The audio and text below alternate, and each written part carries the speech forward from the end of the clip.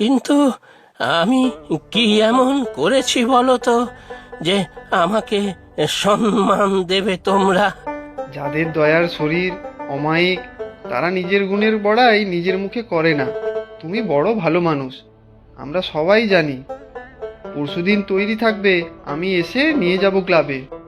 কিন্তু আমি যে কিছুই বুঝতে পারছি না বাবা। তোমার বয়স হয়েছে দাদু, তোমার অত বুঝে কাজ নেই। তোমার গুণের কদর এই জীবনেই তোমাকে আমরা দিয়ে যাব। তোমার কোনো চিন্তা নেই, তুমি শুধু মনে রেখো পরশুদিন। আজ আসি গো। এই স্বপন, আমরা তো এইরকম কোনো অবনী শিল্পীকে চিনি না। ঠিক লোককে বলেছিস তো? আমরা কিন্তু তোর ভরসাতেই আছি, দেখিস ভাই। কোনো চিন্তা করো না প্রণবদা, সব ঠিকঠাক করে এসেছি। সজল কাকাকে তো চেনো, অনেক দিন ধরে গ্রামে আছে, সব জানে। দেখলেই বোঝা যায় উচ্চ গ্রামের মানুষ, বুদ্ধিজীবী। সেটাই তো ভয়ের। সজলদা কি আদৌ ঠিকঠাক জানে রে? শুধু বক বক করে। অনুষ্ঠানটা আজকে বাতিল করলেই তো হতো। জানি না আজ কপালে কি আছে। আরে না না নীতিশ দা, কিচ্ছু হবে না, সব হিট হয়ে যাবে দেখবে। আমি নিজে গিয়েছিলাম অবনী দাদুর বাড়ি। মানুষটাকে দেখলে সত্যি শিল্পী শিল্পী ভাব লাগে। আমি তো মুগ্ধ। বাবা, একেবারে দাদু বানিয়ে ফেলেছিস যে। তা আসবেন তো তিনি? আমি নিজে গিয়ে নিয়ে আসবো প্রণবদা, কোনো ক্যাচাল হবে না আর।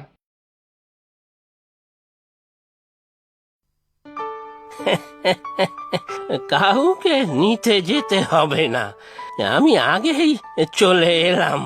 কোনোদিনও যে এই কাজের জন্য ফলক পাবো, সবাই হাততালি দেবে, ভাবতেই পারিনি। দাদু, তুমি আগেই চলে এসেছো দেখছি, বেশ করেছো। চেয়ারে বসো, মিষ্টি নিয়ে আসি তোমার জন্য। আপনি বসুন এখানে। তা একটা কথা জিজ্ঞাসা করব আপনাকে, আপনার কোনো আঁকা ছবি আপনি এনেছেন কি? আসলে আপনাকে শিল্পী হিসেবে কোনোদিন দেখিনি, আর এই গ্রামেও তেমন কথা হয়নি। তা বাবা, সাইনবোর্ডে আঁকি বুকি করতাম, লিখতাম নতুন দোকান খুললে, নতুন ব্যবসা করলে আমাকে দিয়ে সাইনবোর্ডে লিখিয়ে নিয়ে যেত। দেয়ালেও লিখেছি অনেক। এই বুড়ো বয়সে এইসব কাজের জন্য যে কেউ ফলক দেবে তা তো বুঝিনি বাবারা। হ্যাঁ, আপনি সাইনবোর্ড লিখতেন, চিত্রশিল্পী নন? নীতিশ রে, আমার কেমন মাথা ঘুরছে। কিরে স্বপন, কি করেছিসটা কি? কাকে তুলে নিয়ে এসেছিস তুই? তো সজল কাকা কোথায়? ধরে আন।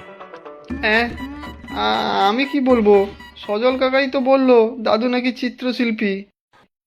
কেন বাবা, তোমাদের কি কোনো অসুবিধা হচ্ছে?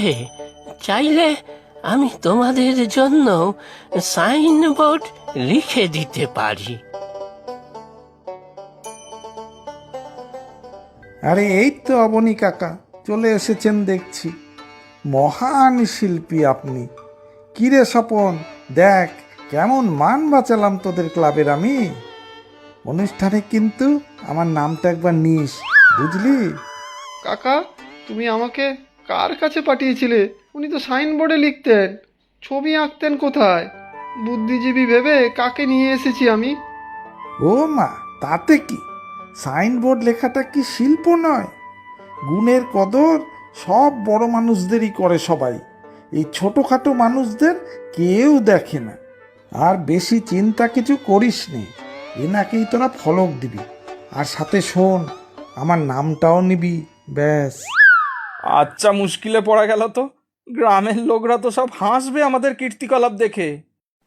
আমি প্রথমে অবাক হয়েছিলাম এই বাছার কথা শুনে, পরে ফলক দেবে বলে বেশ আনন্দও হচ্ছিল।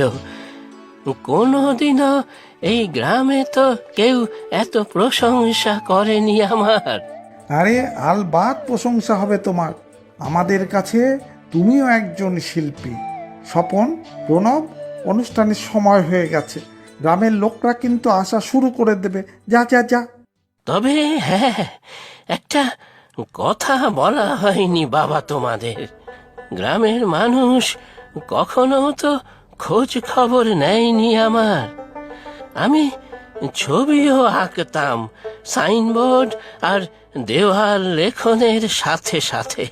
তবে ছবি আর কেই বা কেনে, সাইনবোর্ড লিখেই পেট চালিয়েছি। একটা মেডেল অবশ্য পেয়েছি আমার সেই সব ছবি আঁকার জন্য। সঙ্গে করে নিয়েই এসেছি। শুনেছিলাম শহরের খবরের কাগজেও বেরিয়েছিল নাকি। এই দেখো। এ কি, এ তো রাষ্ট্রপতি পুরস্কার। আরে কি লেখা আছে? কৃষ্টি কলার উৎকর্ষের জন্য।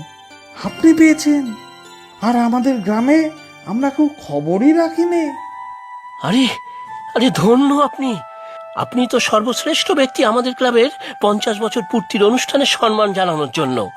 সত্যিই ধন্য আমরা। আরে হ্যাঁ, আমার নামটাও নিও কিন্তু সকলের সামনে।